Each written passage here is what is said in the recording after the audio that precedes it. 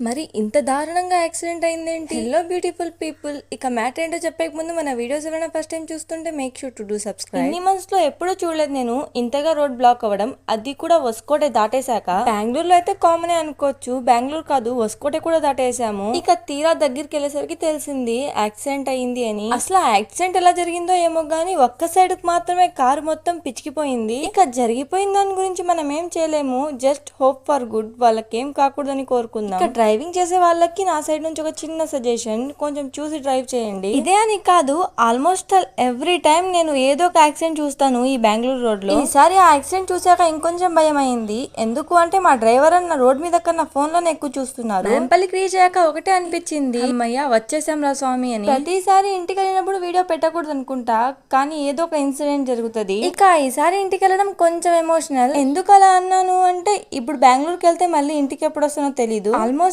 Every week ఇంటికి వచ్చేస్తాను. ఈ 8 months ఆఫ్ బెంగళూరు జర్నీలో ఒక 8 weeks మిస్ చేసింటా అంతే ఇంటికి వెళ్లకుండా. ఇక ఇంటికి రాకపోవడానికి రీజన్ ఏంటో అప్కమింగ్ వీడియోస్ లో చెప్తాను. ఇప్పుడైతే మీలో ఎవరైనా సరదాగా గెస్ట్ చేసి కామెంట్ చేయొచ్చు రీజన్ ఏంటో. ఇక ఈ వీడియో కిందే ముచ్చట్లు. వీడియో నచ్చితే లైక్ చేయండి. For more videos do subscribe. Bye.